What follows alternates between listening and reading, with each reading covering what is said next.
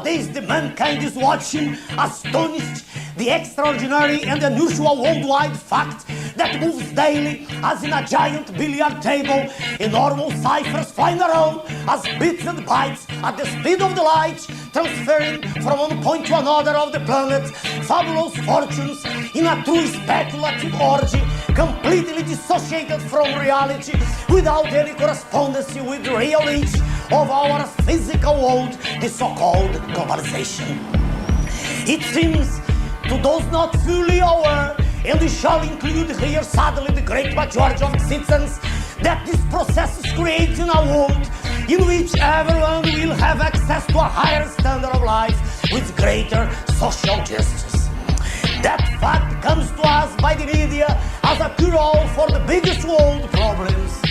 As a matter of fact, it is necessary to be pointed out that only 2 to 3% of all those transactions raised into $3 trillion a day, only 2 to 3% refer to commercial and industrial activities.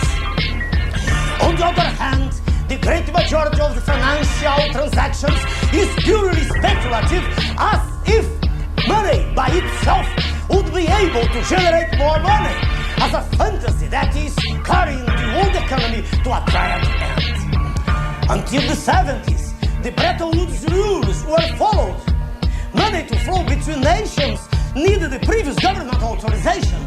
There was a fixed exchange rate between the currencies of the greatest industrialized nations. The Fed assured with the gold equivalent any transaction. In other words, there were restrictions to the flow of speculative money.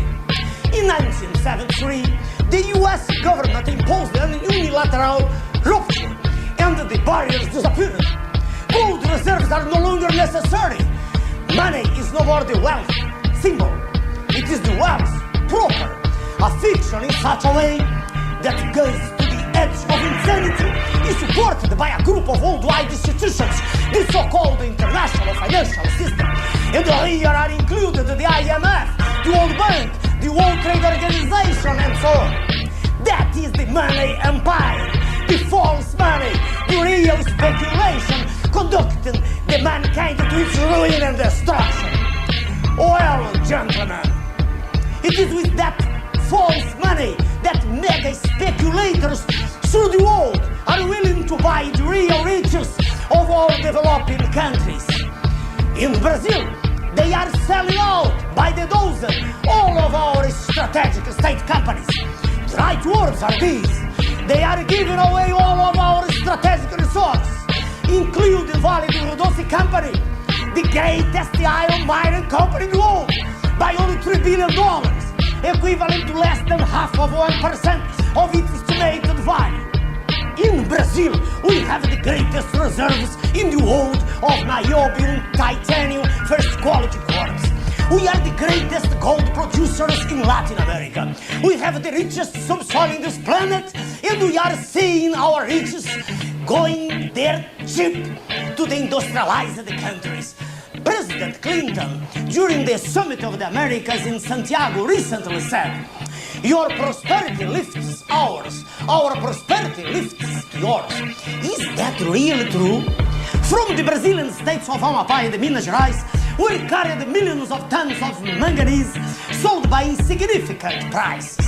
Now, in those Brazilian states, we have only big land craters, holes, and our manganese rests in Pennsylvania. It's now part of the US strategic inventory. In the future, we'll have to pay whatever price they want for that same mineral. Let me call your attention to another fact.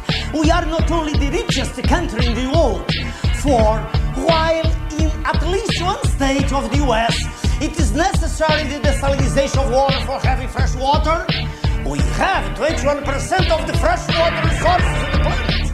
We are the 5th country in territorial extension. We receive solar energy all year long, all over the country. That huge and inconceivable amount of energy is partially stored on the bones of atoms and molecules of the carbohydrates and lipids in the plants, from where we extract alcohol and oils that can substitute petroleum, allowing Brazilian energy independence.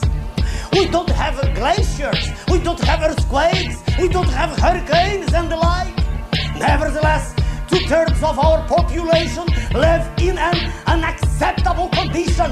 Half of them living in absolute poverty, in absolute misery. Brazilian government pays to the international creditors and their Brazilian representatives about half of the gross national income. That's to say, $5 billion a month only as interest.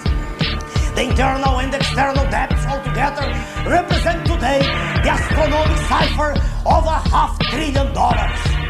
Government maintains a fiction of currency stability, concealing the disorderly growth in public debt and promoting the destruction of all the industrial production chain of the country with mass importation of industrialized products and even food. Our party, Prona, rises against that process. It's imperative a new Bretton Woods, but as we don't have the condition to impose such an agreement on the international scenario, and as we do have in our country all that we need for our survival, there is only one option: not to drown. We'll break with the international financial system.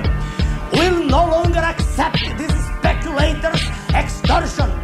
We'll sit down for negotiations, impose our sovereignty. We'll price our goods with justice. The interest rates that we'll pay shall be the lowest possible. That is the only way to proclaim our economic independence. Thank you very much.